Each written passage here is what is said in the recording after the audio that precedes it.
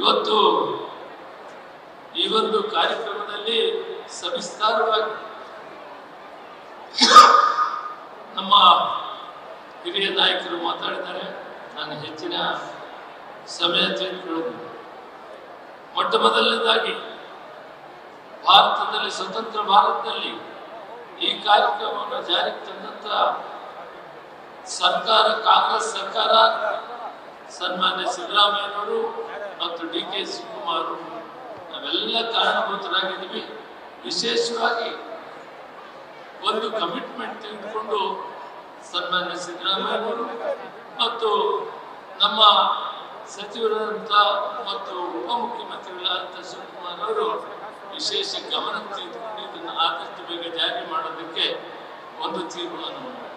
ಇವತ್ತು ಕರ್ನಾಟಕದಲ್ಲಿ 12,600 ಜನರಿಗೆ ಒಂದು ಪರ್ಮನೆಂಟ್ ಆಗಿ ಇವತ್ತು ಯಾವುದೇ ಸರ್ಕಾರ, ಒಂದು ಸರ್ಕಾರ ಮುಂದೆ ಬಂದು ಈ ಕೆಲಸವನ್ನು ಮಾಡಲಿ. ಈ ಕೆಲಸವನ್ನು ಕಾಂಗ್ರೆಸ್ ಪಕ್ಷ ಮಾತ್ರ ಮಾಡ್ತದೆ, ಬೇರೆಯವರಿಗೆ ಅದು ಮಾಡಕ್ಕೆ. ಯಾಕಂದ್ರೆ ಕಾಂಗ್ರೆಸ್ ಪಕ್ಷಕ್ಕೂ ನಮಗೂ ನಿಕಟವಾದ ಸಂಪರ್ಕ. ಇಂದಿರಾ ಗಾಂಧಿಯವರಾಗಲಿ, ಗಾಂಧೀಜಿಯವರ ಕಾಲದಲ್ಲಿ ಆಗಲಿ, ಆ ಕಾಲದಿಂದ ಇಲ್ಲಿವರೆಗೂ ಕೂಡ ಕಾಂಗ್ರೆಸ್ ತತ್ವ, ಕಾಂಗ್ರೆಸ್ ಪಾರ್ಟಿಯನ್ನು ನಂಬಿಕೊಂಡಿರುವಂಥದ್ದು ಈ ಸಮುದಾಯಗಳು ಶೋಷಿತರಲ್ಲಿ ಶೋಷಿತರಾದವು. ಇಂಥ ಒಂದು ಕಟ್ಟಕಡೆಯಾದಂಥ ಕೆಲಸವನ್ನು ಮಾಡಿ ಜನರಿಗೆ ಮೊಟ್ಟ ಮೊದಲು ಆರೋಗ್ಯ ಕೊಡುವವರು, ನೆಮ್ಮದಿ ಕೊಡುವವರು.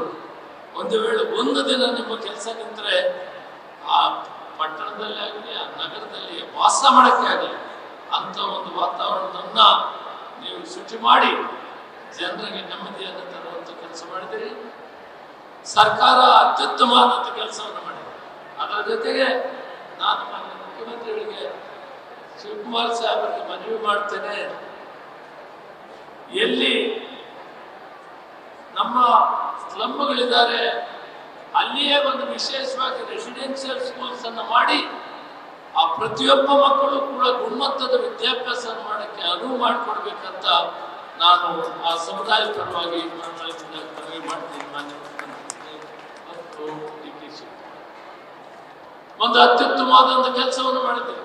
ಇದು ಗಾಂಧೀಜಿಯವರ ಕನಸು, ಇದು ಬಾಬಾ ಸಾಹೇಬ್ ಅಂಬೇಡ್ಕರ್ ಅವರ ಕನಸು, ಇದು ಬಾಬು ಜಗಜೀವನ್ ರಾಮ್. ಬಾಬಾ ಸಾಹೇಬ್ ಅಂಬೇಡ್ಕರ್ ಅವರು ಕಾನೂನನ್ನು ಮಾಡಿದರೆ ಸ್ವತಂತ್ರ ಭಾರತದಲ್ಲಿ ಸೋಲಿಲ್ಲದ ಸರ್ದಾರ್ 8 ಬಾರಿ ಲೋಕಸಭೆಗೆ ಆಯ್ಕೆ ಮಾಡಿ ಬಾಬು ಜಗಜೀವನ್ ರಾಮ್ ಅವರು ಮೊಟ್ಟ ಮೊದಲ ಕಾರ್ಮಿಕ ಸಚಿವರಾಗಿ ಏನು ಕಾನೂನನ್ನ ಬಾಬಾ ಸಾಹೇಬ್ ಅಂಬೇಡ್ಕರ್ ಮಾಡಿದ್ರು ಅದನ್ನು ಚಾಚು ತಪ್ಪದೆ ಅವರು ಕೆಲಸವನ್ನು ಮಾಡಿದ್ರು.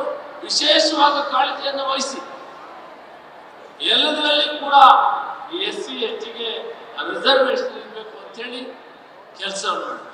ಲೇಬರ್ ಡಿಪಾರ್ಟ್ಮೆಂಟ್ ಅಲ್ಲಿ ಹಲವಾರು ಕಾರ್ಯಕ್ರಮಗಳನ್ನು ಅವರದೇ ಒಂದು ಚಿಂತನೆಯಲ್ಲಿ ಜಾರಿಗೆ. ಅದಾದ ಮೇಲೆ ನಮ್ಮ ಹಿರಿಯ ನಾಯಕರಾದಂಥ ಖರ್ಗೆ ಸಾಹೇಬರು ಜವಾಬ್ದಾರಿ ತೆಗೆದುಕೊಂಡ್ಮೇಲೆ ಅನಾರ್ಗನೈಸ್ಡ್ ಸೆಕ್ಟರ್ಗೂ ಕೂಡ ನ್ಯಾಯ ಕೊಡಬೇಕು, ಅವ್ರಿಗೂ ಕೂಡ ಅನುಕೂಲ ಮಾಡಿಕೊಡ್ಬೇಕಂತ ಸಾಕಷ್ಟು ಕೆಲಸಗಳನ್ನು. ಇದು ಶೋಷಿತರಲ್ಲಿ ಶೋಷಿತರು. ನಾನು ನಿಮ್ಮವನಾಗಿ ಒಂದು ಮನವಿಯನ್ನು ಮಾಡ್ತೀನಿ, ನೀವೆಲ್ಲರೂ ಕೂಡ ಮಕ್ಕಳನ್ನ ವಿದ್ಯಾಭ್ಯಾಸ ಮಾಡಿಸಿ IAS IPS ಆಗಲಿ, ಡಾಕ್ಟರ್ಸ್ ಆಗಲಿ, ಇಂಜಿನಿಯರ್ಸ್ ಆಗಲಿ ಆ ಕಡೆ ಗಮನ ಕೊಡಿ.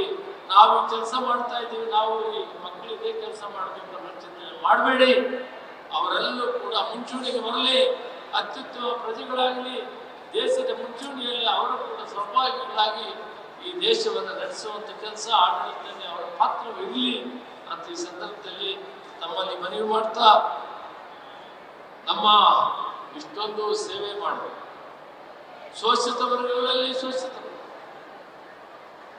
ಹಾಗೆ ಎಷ್ಟೇ ಕೆಲಸ ಮಾಡಿದ್ರು ಕೂಡ ಬಾಬು ಜಗಜೀವನ್ ರಾಮ್ ಪ್ರಧಾನಮಂತ್ರಿ ಆಗಕ್ಕಾಗಲಿಲ್ಲ. ಮಲ್ಲಿಕಾರ್ಜುನ್ ಖರ್ಗೆ ಅವರು ಮುಖ್ಯಮಂತ್ರಿ. ಕಾಂಗ್ರೆಸ್ ಪಕ್ಷಕ್ಕೆ ಯಾವುದಾದ್ರೂ ದೇಶದಲ್ಲಿ ಬಲಿಷ್ಠವಾಗಿ ನಿಂತಿದೆ ಅಂದ್ರೆ ಅದು SC ST ಸಮುದಾಯ.